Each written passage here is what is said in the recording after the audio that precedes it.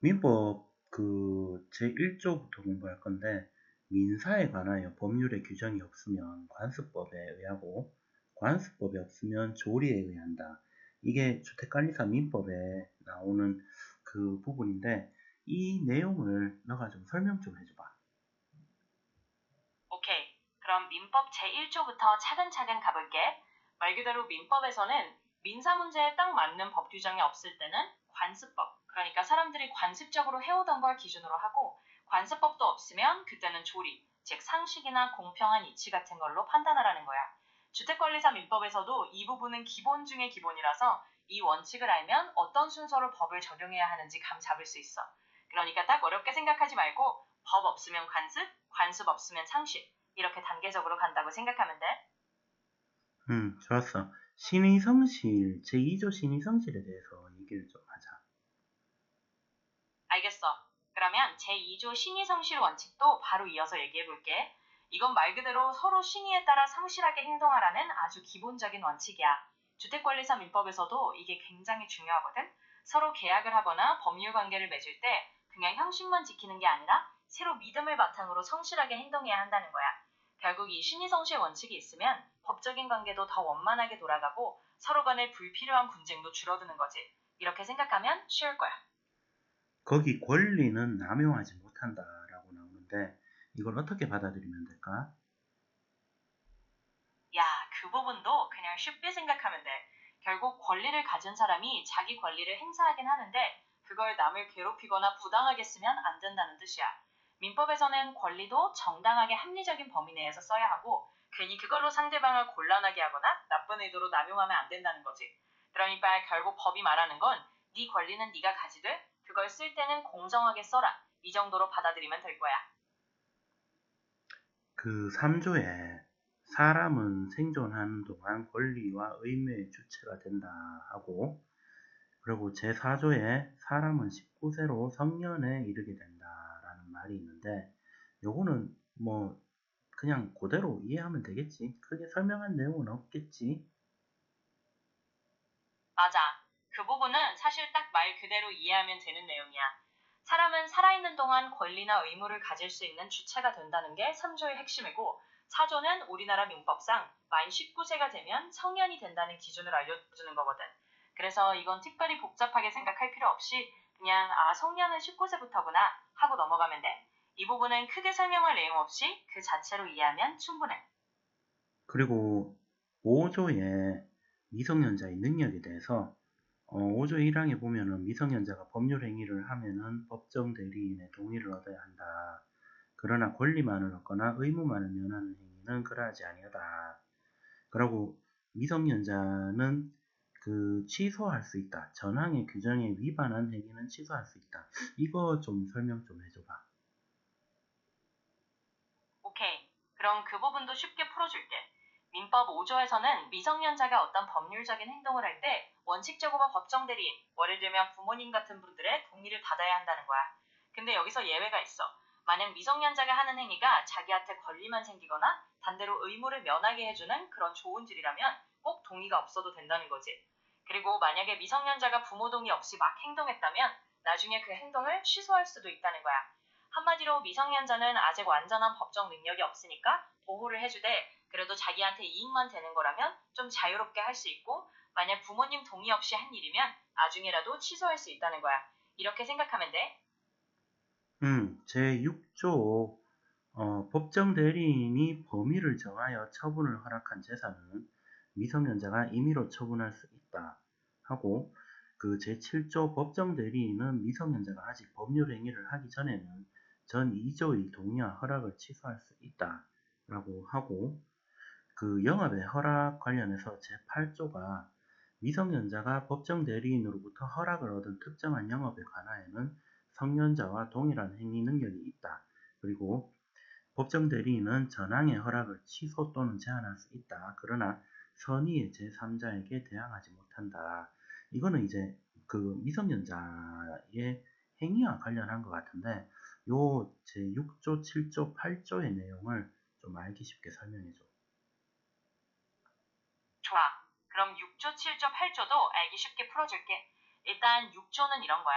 법정 대리인, 그러니까 부모님이 이 범위 안에서는 네가 마음대로 처분해도 된다 하고 허락한 대상이 있으면 그 범위 안에서는 미성년자가 알아서 그 재산을 처분할 수 있다는 거지.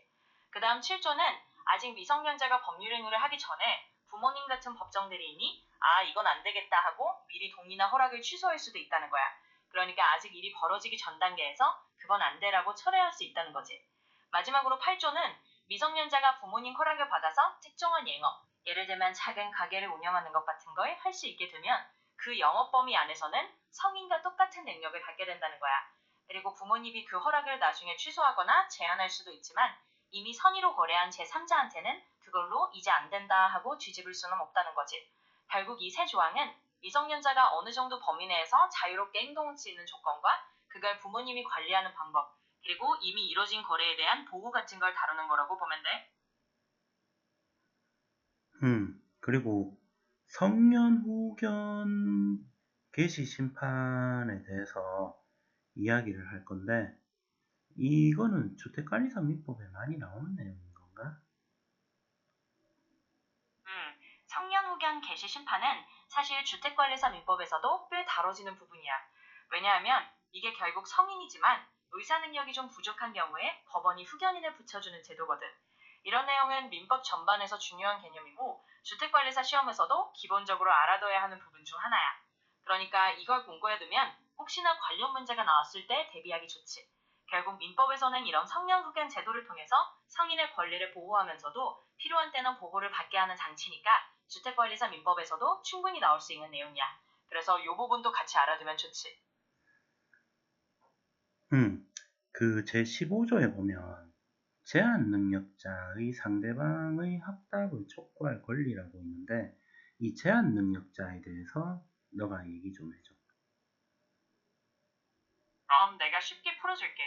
민법 제15조에 나오는 제한 능력자라는 건 말 그대로 법적으로 능력이 조금 제한된 사람들을 말하는 거야. 예를 들면 아까 말한 미성년자나 성년 후견을 받는 사람처럼 혼자서 모든 법률 행위를 완전히 자유롭게 못하는 사람들을 뜻하지. 그리고 이 조항은 그런 제한 능력자와 거래하는 상대방이 이거 확실하게 할 거야 말 거야 하고 빨리 결정하라고 재촉할 수 있는 권리가 있다는 거야. 그러니까 제한 능력자랑 뭔가 거래를 하려는 상대방 입장에서는 이거 부모님이나 후견인 허락받아서 할 거야 말 거야 하고 확답을 요구할 수 있다는 뜻이지. 결국 이건 제한 능력자랑 거래할 때 상대방이 불확실하게 계속 기다리지 않아도 되게 해주는 장치라고 보면 돼. 그래서 이 조항도 결국 제한 능력자와 거래하는 상대방을 보호하기 위한 규정이라고 할 수 있어. 제15조를 내가 읽어볼게. 그 제15조 1항 제한 능력자의 상대방은 제한 능력자가 능력자가 된 후에 그에게 1개월 이상의 기간을 정하여 그 취소할 수 있는 행위를 추인할 것인지 여부의 확답을 촉구할 수 있다. 능력자로 된 사람이 그 기간 내에 확답을 발송하지 아니하면 그 행위를 추인한 것으로 본다. 2항 제한 능력자가 아직 능력자가 되지 못한 경우에는 그의 법정 대리인에게 제1항의 촉구를 할 수 있고, 법정 대리인이 그 정하여진 기간 내에 확답을 발송하지 아니한 경우에는 그 행위를 추인한 것으로 본다. 제3항 특별한 절차가 필요한 행위는 그 정하여진 기간 내에 그 절차를 밟은 확답을 발송하지 아니하면 취소한 것으로 본다. 요 내용을 너가 한번 정리해줘. 이해할 수 있도록. 오케이. 그럼 내가 쉽게 정리해줄게. 제15조는 이런 내용이야. 제한 능력자, 예를 들면 미성년자 같은 사람이 나중에 능력자가 되고 나면, 그러니까 성인이 되고 나면 그 사람한테 이거 취소할 거야 말 거야 하고 확실하게 한 달 이상 기간을 정해 물어볼 수 있다는 거지. 그리고 그 기간 안에 대답이 없으면 그냥 그 행위를 인정한 걸로 본다는 거야. 그리고 만약에 아직도 제한 능력자인 상태라면 그 사람 대신 법정 대리인한테 똑같이 이거 어떻게 할 거냐 물어볼 수 있고, 그 법정 대리인이 기간 안에 대답을 안 하면 역시나 그 행위를 인정한 걸로 본다는 거야. 마지막으로 어떤 특별한 절차가 필요한 행위라면 그 절차를 밟아서 대답을 해야 하는데 그 기간 안에 그걸 안 하면 그 행위는 취소된 걸로 본다는 거지. 결국 이 조항은 제한 능력자가 나중에 능력자가 되거나 아니면 그 대리인에게 빨리 확답을 받도록 해서 법적인 관계를 명확히 정리하는 장치라고 보면 돼. 오케이. 16조에 대해서 얘기할게. 제16조 제한 능력자의 상대방의 철회권과 거절권. 제한 능력자가 맺은 계약은 추인이 있을 때까지 상대방이 그 의사표시를 처리할 수 있다. 다만 상대방이 계약 당시에 제한능력자임을 알았을 경우에는 그러하지 아니하다. 제한능력자의 단독행위는 추인이 있을 때까지 상대방이 거절할 수 있다. 제1항의 철회나 제2항의 거절의 의사표시는 제한능력자에게도 할 수 있다. 요 내용을 좀 정리해줘. 짧게 알기 쉽도록 요점만 설명해줘. 알겠어. 그럼 간단하게 핵심만 정리해줄게. 제16조는 이런 뜻이야. 제한능력자가 맺은 계약 같은 건 그 제한능력자가 나중에 추인, 그러니까 그래 이 계약 인정할게 라고 할 때까지 상대방이 그 의사표시를 보류할 수 있다는 거야. 다만 계약할 때 이미 상대방이 이 사람이 제한능력자구나 하고 알고 있었다면 그런 보류는 안 된다는 거지. 그리고 제한능력자가 혼자 한 행위에 대해서는 추인될 때까지 상대방이 그걸 거절할 수도 있고, 이런 철회나 거절 의사표시는 제한능력자 본인에게 직접 할 수도 있다는 거야.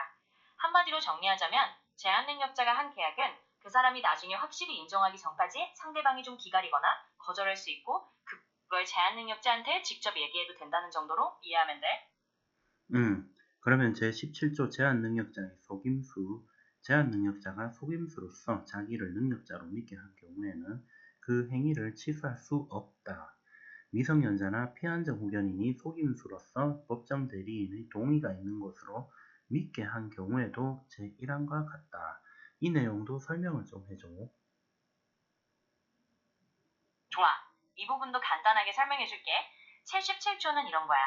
만약에 제한능력자, 예를 들어 미성년자나 성년 후견을 받는 사람이 일부러 자기한테 그런 제한이 없는 것처럼 속이고 나 완전히 성인이야 하고 믿게 해서 계약을 맺었다면 그 뒤에 그 행위를 취소할 수 없다는 거야. 그러니까 쉽게 말해서 일부러 속임수를 써서 자기가 능력자인 것처럼 꾸며낸 경우에는 나 사실 미성년자였어. 이렇게 나중에 가서 취소할 핑계를 못 댄다는 거지. 결국 이 조항은 제한능력자가 속임수를 써서 상대방을 속인 경우에는 그 보호를 받을 수 없다는 의미야. 그러니까 속여서 계약하면 나중에 취소 못한다. 이렇게 기억하면 돼. 법률행위 103조의 반사회질서의 법률행위, 선량한 풍속, 기타 사회질서에 위배한 사항을 내용으로 하는 법률행위는 무효로 한다. 제104조 불공정한 법률행위, 당사자의 공박, 경솔 또는 무경험으로 인하여 현저하게 공정을 잃은 법률행위는 무효로 한다. 105조 임의규정 법률행위의 당사자가 법령 중의 선량한 풍속, 기타 사회 질서에 관계없는 규정과 다른 의사를 표시한 때에는 그 의사에 의한다. 제106조 사실인 간섭 법령 중의 선량한 풍속, 기타 사회 질서에 관계없는 규정과 다른 간섭이 있는 경우에 당사자의 의사가 명확하지 아니한 때에는 그 관습에 의한다. 요 내용을 좀 설명해줘. 좋아. 그럼 이 조항들도 차근차근 쉽게 설명해줄게. 일단 103조는 탄사회질서의 법률행위는 무효라는 건데, 쉽게 말해서 사회질서나 선량한 풍속, 그러니까 기본적인 도덕에 어긋나는 내용의 계약이나 법률행위는 처음부터 효력이 없다는 거야. 그리고 104조는 불공정한 법률행위에 대한 얘기인데, 한쪽 당사자가 너무 궁박한 상황이거나 경험이 부족해서 현저하게 불공정한 계약을 맺었다면 그 행위도 무효라는 거지. 105조는 당사자들이 법에서 정한 규정과 다르게 서로 합의했으면 그 합의한 의사를 우선한다는 뜻이야. 즉 특별히 서로 우리는 이렇게 하자 하고 정했다면 그걸 따른다는 거고, 마지막으로 106조는 사실인 관습에 관한 건데, 법에 있는 규정보다 관습이 따로 있고 당사자들이 그 관습을 따르기로 했으면 그 관습을 따른다는 거야. 한마디로 정리하자면 사회질서에 어긋나는 행위는 무효, 불공정하게 맺은 것도 무효, 당사자끼리 합의한 건 그 의사를 우선, 그리고 관습을 따르기로 했으면 관습을 따른다. 이렇게 이해하면 돼. 공박, 경솔, 무경험이라고 했는데 이 공박, 경솔, 무경험에 대해서 어떻게 얘기해야 되는지 좀 설명해줘. 당연하지. 그럼 이 용어들도 쉽게 풀어줄게. 여기서 궁박, 경솔, 무경험이라는 말은 각각 이런 뜻이야. 일단 궁박이라는 건 말 그대로 상황이 굉장히 어렵고 궁한 상태를 말해. 예를 들면 돈 급하게 필요한 상황 같은 거지. 그 다음 경솔은 말 그대로 신중하지 않고 너무 가볍게 행동하는 걸 말하고, 무경험은 어떤 분야에 대해 경험이 부족해서 잘 모르는 상태를 말하는 거야. 결국 민법에서 이 세 가지를 말하는 이유는 이런 상황에 처한 사람이 너무 불리하게 계약을 맺으면 그 계약은 무효로 할 수 있다는 거지. 즉 너무 힘든 상황이나 경험 부족으로 불공정한 계약을 맺었을 때 그걸 나중에 무효로 할 수 있다는 의미로 기억하면 돼. 107조 진위 아닌 의사표시. 의사표시는 표의자가 진위 아님을 알고 한 것이라도 그 효력이 있다. 그러나 상대방이 표의자의 진위 아님을 알았거나 이를 알 수 있었을 경우에는 무효란다. 이항 전항의 의사표시는 무효는 선의의 제3자에게 대항하지 못한다. 이 107조에 대해서 초등학생도 이해할 수 있도록 쉽게 좀 설명해줘. 그럼 아주 쉽게 풀어서 말해줄게. 107조는 이런 뜻이야. 어떤 사람이 진짜 마음은 그렇지 않은데 겉으로는 그래 하고 말하는 경우가 있잖아. 이걸 진의 아닌 의사표시라고 하는데 원칙적으로는 그렇게 말한 대로 효력이 생겨. 그러니까 겉으로 한 말이 일단은 유효하다는 거야. 그런데 만약에 상대방이 이 사람 진짜로 이러는 게 아니구나 하고 알았거나 알 수 있었던 상황이라면 그 의사표시는 효력이 없다는 거야. 그리고 이 무효라는 건 아무것도 모르는 제3자에게는 이거 무효야 하고 주장할 수 없다는 뜻이야. 한마디로 어린 친구들도 쉽게 이해하자면 내가 진심은 아니지만 겉으로 그렇게 말했으면 일단 그 말에 따라야 하는데 상대방이 내가 진심이 아니라는 걸 알았다면 그 말은 무효가 될 수 있다. 이런 정도로 이해하면 돼. 제108조 통정한 허위의 의사표시. 상대방과 통정한 허위의 의사표시는 무효란다. 전항의 의사표시의 무효는 선의의 제3자에게 대항하지 못한다. 요 내용하고 그 109조 착오로 인한 의사표시는 법률행위 내용의 중요 부분에 착오가 있는 때에는 취소할 수 있다. 그러나 착오가 표의자의 중대한 과실로 인한 때에는 취소하지 못한다. 전항의 의사표시의 취소는 선의 제3자에게 대항하지 못한다. 이 108조와 109조에 대해서 설명 좀 해줘. 물론이지. 그럼 108조와 109조도 쉽게 설명해 줄게. 먼저 108조는 통정한 허위 의사표시라는 건데 이건 두 사람이 짜고 친 거야. 서로 우리 그냥 이렇게 말만 맞추자 하고 실제 마음은 그게 아닌데 일부러 거짓으로 의사표시를 하는 경우야. 이런 경우는 그 의사표시는 처음부터 무효야. 다만 이 무효라는 사실을 아무것도 모르는 선의의 제3자에게는 주장할 수 없다는 거지. 그리고 109조는 착오에 의한 의사표시인데 이건 내가 뭔가 중요한 부분을 잘못 알고 의사표시를 한 경우야. 그런 경우에는 나중에 그걸 취소할 수 있어. 하지만 그 착오가 내 심각한 부주의 때문에 생긴 거라면 취소를 못해. 그리고 역시나 아무것도 모르는 선의의 제3자에게는 그 취소를 주장할 수 없다는 거야. 한마디로 108조는 일부러 둘이 짜고 한 거짓말은 무효지만 그걸 모르는 사람한테는 무효라고 못하고 109조는 중요한 착오만 있으면 취소할 수 있지만 내 큰 부주의로 생긴 착오라면 취소를 못한다는 거지. 이렇게 기억하면 돼. 110조 사기 강박에 의한 의사표시. 사기나 강박에 의한 의사표시는 취소할 수 있다. 상대방이 있는 의사표시에 관하여 제3자가 사기나 강박을 행한 경우에는 상대방이 그 사실을 알았거나 알 수 있었을 경우에 한하여 그 의사표시를 취소할 수 있다. 전 2항의 의사표시 취소는 선의 제3자에게 대항하지 못한다. 요것도 설명을 좀 해줘. 물론이지. 이것도 쉽게 설명해 줄게. 110조는 사기나 강박에 의한 의사표시에 대한 내용이야. 간단히 말해서 누군가가 나를 속이거나 협박해서 억지로 어떤 의사표시를 하게 만들었다면 그 의사표시는 나중에 취소할 수 있다는 거야. 그리고 만약에 제3자가 그런 사기나 강박을 했는데 상대방이 그 사실을 알고 있었거나 최소한 알 수 있었던 상황이라면 역시 취소할 수 있어. 하지만 아무것도 모르는 선의의 제3자에게는 그 취소를 주장할 수 없다는 거지. 그러니까 정리하면 누군가 나를 속이거나 겁줘서 한 의사표시는 나중에 취소할 수 있고 상대방이 그 사실을 알았다면 취소할 수 있지만 아무것도 모르는 제3자에게는 그걸로 문제 삼을 수 없다는 뜻이야. 그러면 108조 통정한 허위의 의사표시와 109조 착오로 인한 의사표시, 110조 사기 강박에 의한 의사표시, 그러고 이제 107조 진위 아닌 의사표시, 요 네 가지를 좀 구분해서 쉽게 설명 좀 해줘. 좋아. 그럼 이 네 가지를 차이를 두면서 쉽게 정리해 줄게. 먼저 107조 진의 아닌 의사표시는 내가 진심은 아니지만 그냥 겉으로만 그렇게 말한 경우야. 원칙적으로는 그 말한 대로 효력이 있지만 상대방이 내가 진심이 아니라는 걸 알면 무효가 되는 거지. 그 다음 108조 통정한 허위 의사표시는 말 그대로 서로 짜고 거짓으로 꾸민 경우야. 이런 경우는 애초에 무효지만 이걸 모르는 선의의 제3자에게는 무효라고 주장할 수 없어. 109조 착오에 의한 의사표시는 내가 중요한 부분을 잘못 알고 의사표시를 한 경우인데 이때는 취소할 수 있지만 내가 너무 부주의해서 생긴 착오라면 취소를 못해. 그리고 선의어 제3자에게는 역시 그 취소를 주장할 수 없어. 마지막으로 110조 사기 강박에 의한 의사표시는 누군가 나를 속이거나 협박해서 억지로 의사표시를 하게 만든 경우야. 이때는 나중에 취소할 수 있고 상대방이 그걸 알았다면 취소할 수 있지만 선의의 제3자에게는 그 취소를 주장할 수 없어. 한마디로 네 가지를 구분하면 진짜 마음은 아니지만 말한 경우, 진의 양ун 의사표시, 서로 짜고 거짓말한 경우, 통정한 허위, 중요한 착오가 있는 경우, 그리고 사기나 강박으로 억지로 한 경우 이렇게 나눌 수 있는 거야. 제 111조 상대방이 있는 의사표시는 상대방에게 도달한 때 그 효력이 생긴다. 의사표시자가 그 통지를 발송한 후 사망하거나 제한 능력자가 되어도 의사표시 효력에 영향을 미치지 아니한다.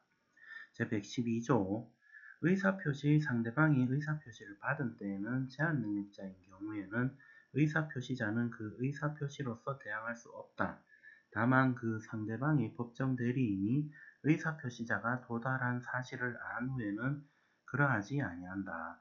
113조 표의자가 과실 없이 상대방을 알지 못하거나 상대방의 소재를 알지 못하는 경우에는 의사표시는 민사소송법 공시송달의 규정에 의하여 송달할 수 있다. 요 세 개 조항도 너가 좀 쉽게 설명 좀 해줘. 물론이지. 그럼 이 세 가지도 아주 쉽게 풀어줄게. 먼저 111조는 의사표시가 언제 효력이 생기는지에 대한 얘기야. 내가 어떤 의사표시를 해서 상대방에게 보냈다면 그게 상대방에게 딱 도달하는 순간 효력이 생긴다는 거야. 그리고 내가 그걸 보내고 나서 설령 죽거나 제한 능력자가 되더라도 그 의사표시의 효력은 그대로 유지된다는 거지. 112조는 만약 상대방이 의사표시를 받을 때 제한 능력자인 경우를 말해. 예를 들면 상대방이 미성년자면 그 의사표시로 바로 주장할 수는 없는데 다만 상대방의 법정 대리인이 그 사실을 알게 되면 그때부터는 그 효력이 생긴다는 거야. 113조는 상대방의 누군지 모르거나 어디 있는지 모를 때는 민사소송법에 남는 공시송달이라는 방법을 써서 의사표시를 전달할 수 있다는 내용이야. 공시송달은 간단히 말하면 법원 게시판 같은 데 공지해서 알리는 방법이라고 보면 돼. 한마디로 이 세 조항은 의사표시가 상대방에게 도달해야 효력이 생기고 상대방이 제한 능력자면 그 법정 대리인이 알 때 효력이 생기며 상대방을 모를 때는 공시송달로 알릴 수 있다는 뜻이야. 그러면 그거 111조 같은 경우에 상대방 의사표시가 상대방한테 도달한 때 생긴다는 얘기잖아. 발송한 때 생긴다로 시험에서 문제가 나오면 틀린 거겠네? 맞아. 111조에서는 의사표시는 상대방에게 도달할 때 효력이 생긴다고 했으니까 만약 시험 문제에서 발송한 때 효력이 생긴다 이렇게 나오면 그건 틀린 거야. 실제로는 상대방이 그 의사표시를 받아야 효력이 발생하니까 발송 시점이 아니라 도달 시점이라는 걸 기억하는 게. 그리고 이제 112조 제한능력자에 대한 의사표시 효력에서 상대방의 법정 대리인이 의사표시가 도달한 사실을 안 후에는 그러하지 아니하다는 게 효력이 있다는 얘기인 거지. 정확해. 112조에서 말하는 건 바로 그거야. 상대방이 제한 능력자, 예를 들면 미성년자나 그런 사람이면 처음엔 그 의사표시가 바로 효력이 안 생기는데 그 사람이 법정 대리인, 예를 들어 부모님 같은 분이 이 의사표시가 왔구나 하고 알게 된 순간부터는 그 의사표시가 유효하게 된다는 뜻이야. 그러니까 법정 대리인이 그 사실을 인지한 뒤부터는 의사표시의 효력이 있고 그걸로 주장할 수 있게 되는 거야. 잘 이해했어?